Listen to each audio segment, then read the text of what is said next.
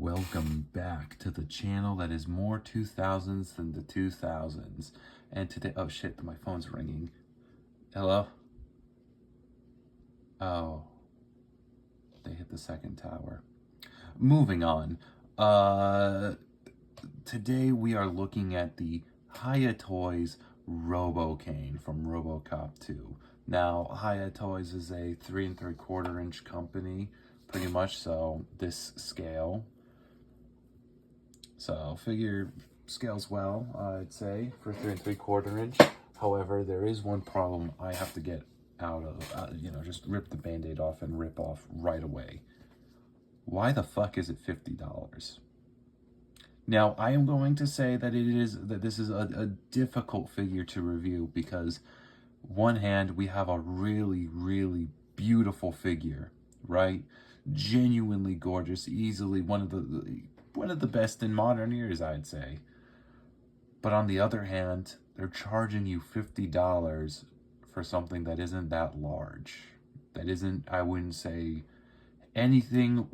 Objectively, if we lived in a better world, this would have been $30. Hiya would be normally pricing their figures for about $10 to $15. This would be about $30.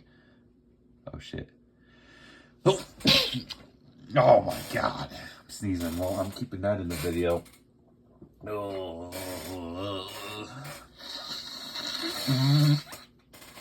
Man, the Benadryl's hitting. Why am I fucking staying up and trying to do this shit? Anyway, what was I saying? Yes, it's $50. There's no accessories or anything. It is what it is. Now, mind you, this is the regular version. There's another version. It's the battle damage version, but that one is vastly inferior, considering that, one, it doesn't have this bomb-ass head sculpt on, and two, it doesn't even have any, because it's the screen face, right? In the movie, and usually the screen face has, Kane's head, right? Wrong. It's just a fucking screen, dude. It's a black screen. That is fucking lame. And they try to charge you $50 for that. Yeah, no. Get that ass banned. But I will say this figure itself is beautiful, and you're about to find out why here in a second. So starting off with the head.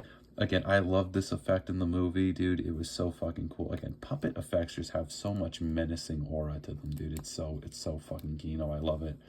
They've really got this physical presence there, and even though you could tell that they weren't on the set and that they're a separate piece, dude, they've got this really cool jittery movement about them that makes them kind of unnerving in a cool way, very menacing and imposing. But still, yeah, and this is a pretty great robot design, I'd say. Really fucking cool. So yeah, cool helmet, very medieval-esque, I'd say, maybe even feudal Japan, even with the way it fans out back here, but the very industrial look. This looks like a fucking futuristic train, not like a humanoid robot, but really cool. I love it. Then we've got the mounted turret here that shoots, what was it, 50 caliber? I don't know. It's double barrel. It's got the mag here. It's a shame it doesn't pop down or up. That is one genuine problem I have here with the figures, that it can't go backwards, and it's always constantly up. Then moving on, we've got the giant chest piece here, which is really well done. We've got the nuke logo right there. That's where they insert the drugs and shit. So then we've got some wiring here. Really great, cool metal pieces here. We go to the back. There's more wiring, vents and pistons, and oh my god, it's just so fucking good looking, dude. Fucking love it. It's fucking great. Then we've got the shit. You got fucking dust and shit on it. Can't have that. More great pistons and shit too. Really well done. It's a shame they don't move, but yeah, it is what it is, I suppose. I mean, it would be hard to move with that giant metal, the centerpiece there, dude. But even then, still, the nab crunch would have been nice. But more wires and whatnot. Now, the arms are different for each one. So this side, we've got those sort of ratchet, we've got the two arm things, which, yes, this does articulate, but I'll get into that later. So we've got the giant arm here, nice claw, more wires, more like gears and shit. Then we've got the sort of metal pieces here, very industrial, very crude looking. I like it.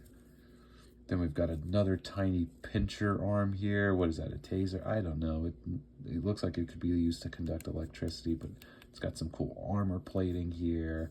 Very, very crude looking, to be honest. Like, this doesn't look like a perfect design yet. It's like they're still hammering out issues within the machine. I love the design. It's really cool. More armor plating, more singular metal. Then we've got this really cool arm that's got this shielded hand piece. Now, yes, the hand is sculpted on the inside. Let's see, can I drop it down? Yeah, more cool detail work. Got the piece right here, you know. Got an ammo drum for the minigun. Now, I will say the minigun does have Whiskey Dick of the Warping here. I don't know, maybe it's ironed out since I've had it. You can kind of tell it's there. You can kind of tell. It's gotten better since I've had it because I had it in a counter position, so that way it would even itself out. But yeah, really good minigun turret, especially for 3 3/4 inch. You got the ammo belt too, more wires, more of that good shit, more armor plating, and then we've got the sort of bolt cutter pieces here. Really cool looking, really cool. Then we've got these cool legs. You can see the gears in them, right? Kind of like chicken-esque posture. You got the cool caution logo, more cool armor looking kneecap pads. Now I will say this kneecap does fall off quite a bit on me. So, but yeah, more wires. It's hind leg. Digitigrade, I believe, is the term for hind-legged. So really cool. You can even see they sculpted the like piston there or spring there. It's really good looking. Oh wait, oh shit. That's right, I forgot. The hoses on the feet do come off really, really easily. Like, it's not even funny. They come off incredibly easy. So you got to watch out for that. I mean, it's nothing too much, but yeah, they break off really easily. Again, $50, oof. But and then we've got these cool sort of monster claw talon feet. The toes are all wrinkled up there, as you can see. Very cool, very nicely done. Starting off, so for articulation, we've got, starting off, we got this head piece here. It's mostly swivels. It can look a little bit up and down. It is on a ball joint, but it's mostly for swiveling. The arms are, well, where the arms connect the body, there's a ratchet joint here, so it pretty much, you can pretty much, like, get it in certain positions. So, the scene where it's flailing its arms about, you can, I guess, reenact that. And it's for both arms, too.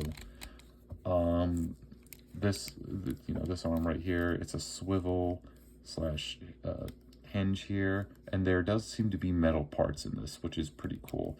There's a bend at the elbow, pretty much, and it goes forward and backwards. There's another bend at the elbow, except this time you can like break the arm downward as opposed to having it, swivel and whatnot. It goes inwards towards the body, and then the hand does that too. It can go inward or outward. No swivel, sadly, but at least the thumb piece moves forward and back. The other arm here, also on a like a pin joint here, goes forward, back, whatnot. There is a bend at the elbow, and there is a bend at where the electro piece meets the elbow. So you can get some good poses in with that. The same thing applies for this arm, but the cool thing about this arm is that this piece pushes out too. So it's like, when he punches through the wall and shit, pretty cool. And the hand is also on a hinge here, but the fingers do not articulate, sadly. There is a swivel at the torso. Pretty good. It's a ratchet swivel. Feels very good. Again, most Hiya figures feel fragile as fuck. This one actually doesn't feel like it's going to break on you, which I appreciate. The legs are on another ratchet joint, so they go forward and back. Oh, again, more metal joints there. But yeah, where the hips go, forward, back, legs move forward and back as well. There is a bend at the knee. It works really well. Then there's a jet the foot, and then there is a toe crunch as well, which can use to go all like pretty far up, and then you can just have it straight up all the way down, which is really cool. So with that said, what are the final thoughts on this figure? I like it a lot, actually. However, you know, there are still some fragile parts to the figure, and it's $50 at the end of the day. Now, I will say, I am not completely upset with the 50 I spent. Here, actually, maybe I should put it in a cooler pose. I am not upset at the $50 I spent. However, I think the real issue here is, are figures like this worth $50? Again, this is 3 3/4 inch. This thing isn't very large, but it is very quality. Like, I don't know if maybe I undersold it here, but the detail, the paint, and the articulation are really fucking good here. You know, there isn't that much that can be truly improved upon, other than, you know, maybe making some of the wires a bit more, you know, making them less fragile, and maybe including a couple more pieces of moving parts in like the fingers. But everything else is completely solid, you know, in the gun too. But still, like, everything else is completely solid. So I don't know. On one hand, I want to say this figure is absolutely worth the $50 because it is really that fucking good. But at the same time, out of mere principle, though, is a 3 3/4 inch figure worth $50? Again, I'll leave it up to you. You guys can find it in places like Big Bad and I'm sure Amazon. So with that said, thank you all for watching. I will see you in the next video. Bye.